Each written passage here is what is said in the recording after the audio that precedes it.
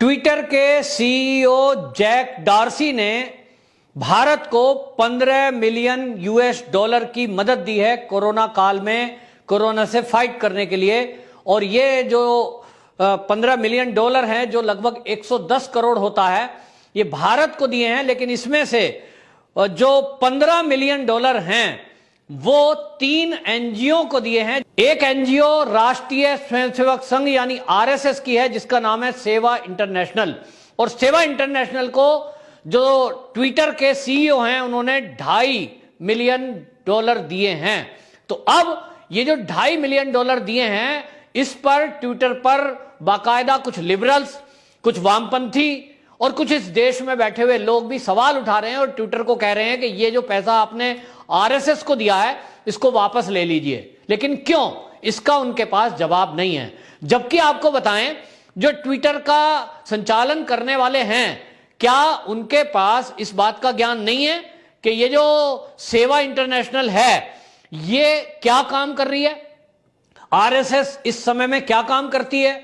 जो देश में विपत्ति में लोग हैं इस समय, क्या उनकी मदद क्या क्या हो रही है? ये सब कुछ देखने के बाद देश के कई हिस्सों से, दुनिया के कई हिस्सों से ये आरएसएस के सेवा भारती को मदद आ रही है।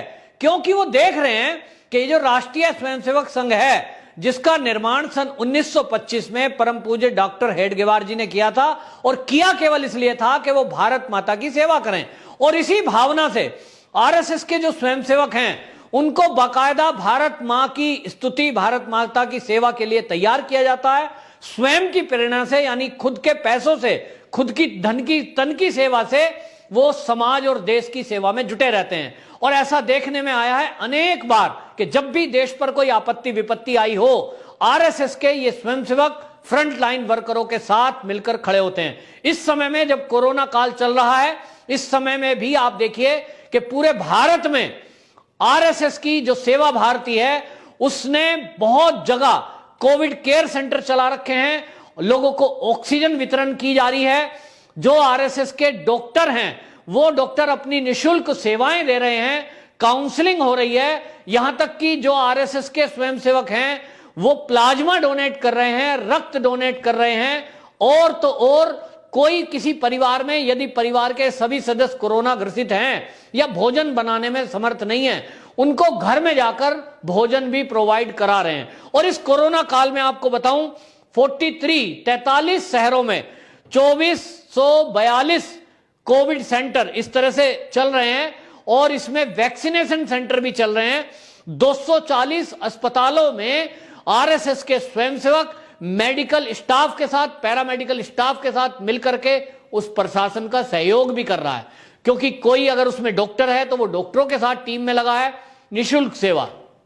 पैरामेडिकल स्टाफ है, लैब टेक्नीशियन है, वो संघ के स्वयंसेवक प्रशासन को आग्रह करके उनकी मदद इस समय में कर रहे हैं।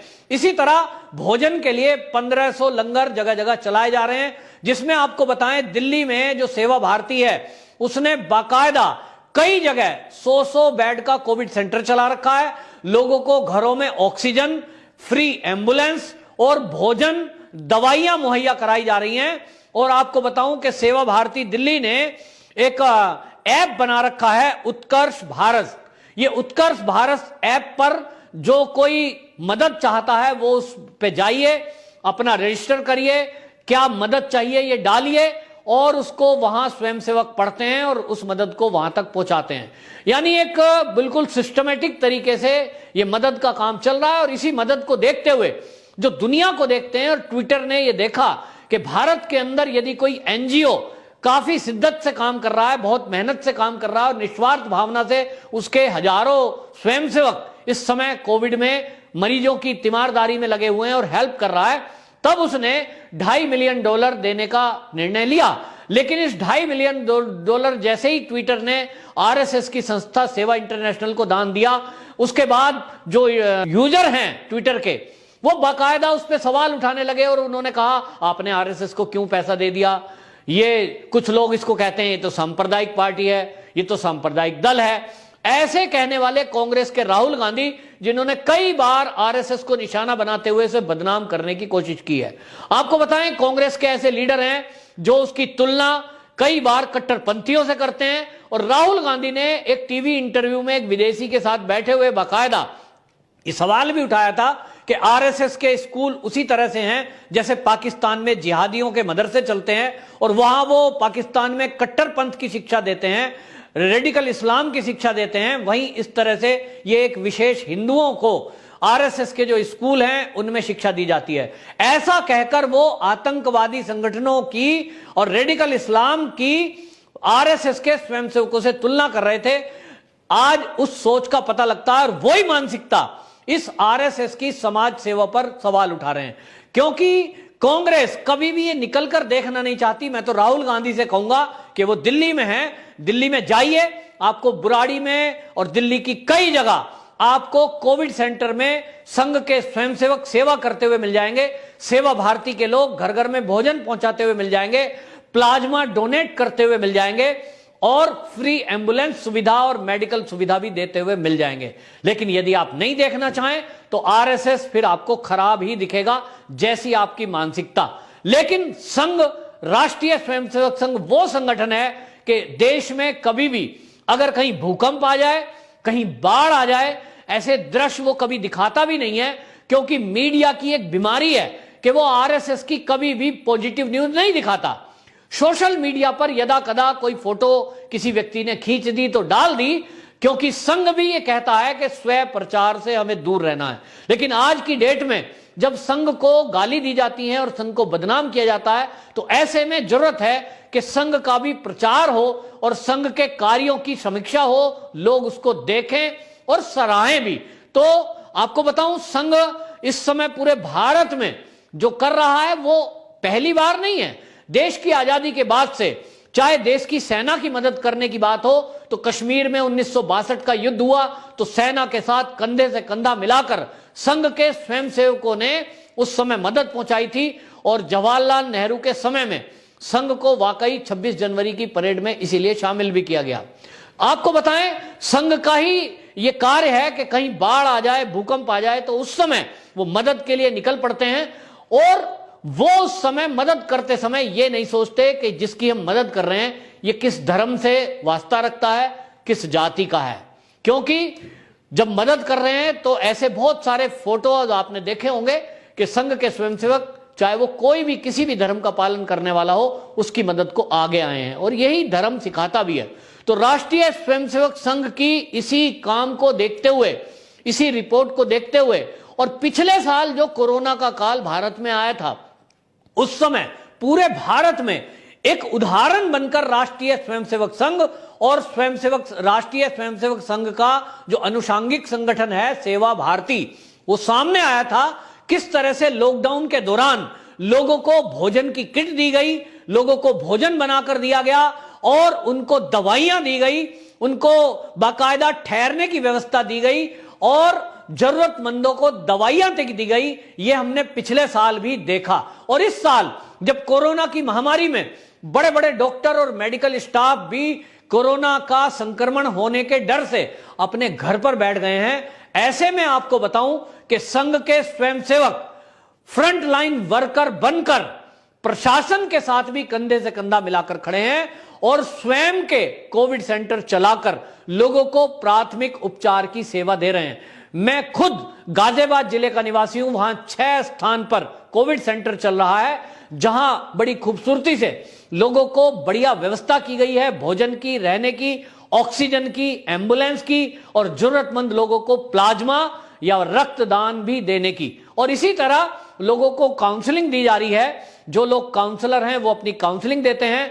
कुछ लोगों को घर पर ऑक्सीजन की अगर जरूरत महसूस हो रही है, उनको या तो सेंटर पर लाकर ऑक्सीजन दी जा रही है या उनके घर पर ऑक्सीजन प्रोवाइड कराई जा रही है।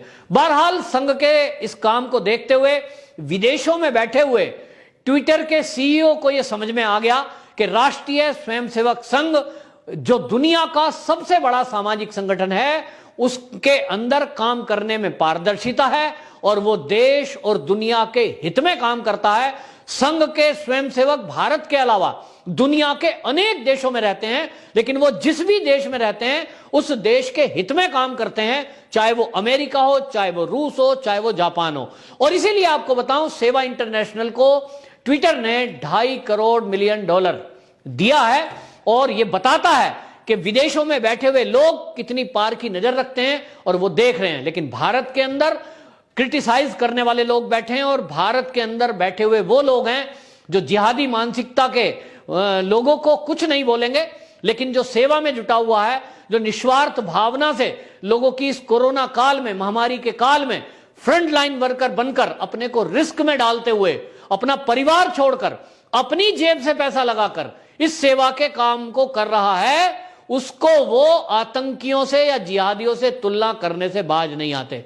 तो सोचना यह है कि जब एक विदेशों में बैठी हुई कोई संस्था इसके बारे में यह सोच रखती है आरएसएस के, तो हम भारत के लोग अपने ही देश में, जो हमारे ही देश की एक संगठन, हमारे ही देश की संस्था, हमारे ही देश के लोगों के लिए जो सेवा में लगे हुए लोग हैं, उनके बारे में किस तरह का भ्रामक प्रचार करते हैं, किस तरह की भाषा का इस्तेमाल करते हैं। जो देश का विपक्ष है वो बार बार संघ को सांप्रदायिक बताकर और कई बार कोई संगठन उसको बैन करने की बात भी करते हैं। लेकिन विचार करना होगा, जरा इस चश्मे को हटाइए और एक पारदर्शी चश्मा लगाइए जिससे आप देख सकें कि राष्ट्रीय स्वयंसेवक संघ के स्वयंसेवक इस समय किस तरह कोरोना पीड़ितों की मदद को आगे आया है और आगे ही नहीं तो फ्रंट लाइन वर्कर बनकर किस तरह से काम में लगा हुआ है, जुटा हुआ है।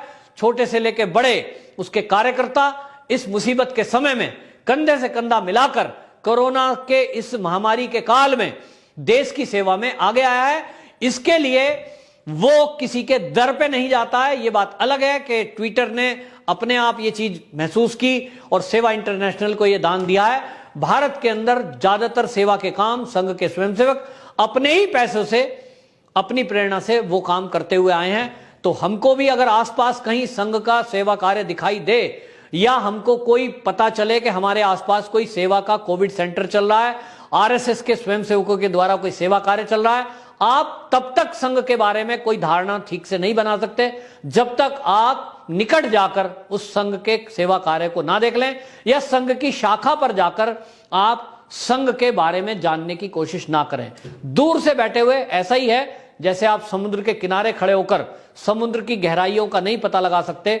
इसी तरह संघ की शाखा के बारे में या संघ की कार्य पद्धति के बारे में, संघ की विचारधारा के बारे में आप पार्क के बाहर कहीं खड़े होकर उसकी शाखा को देखकर या सेवा कार्य होते हुए देखकर, दूर से खड़े होकर देखकर आप उसके बारे में कोई आइडिया नहीं लगाया जा सकता। और इसलिए अब जब ट्विटर ने ये पैसे दिए हैं तो जो लोग इसकी आलोचना करने में लगे हुए हैं, ट्विटर को सीईओ को ये लिख रहे हैं कि ये पैसा वापस लिया जाए, उनसे मैं विनती करता हूं कि एक बार कम से कम वो सेवा के काम को, आरएसएस के सेवा भारती के कार्य को पहले देखें, उसके बाद ट्विटर के सीईओ को कोई ट्वीट करें।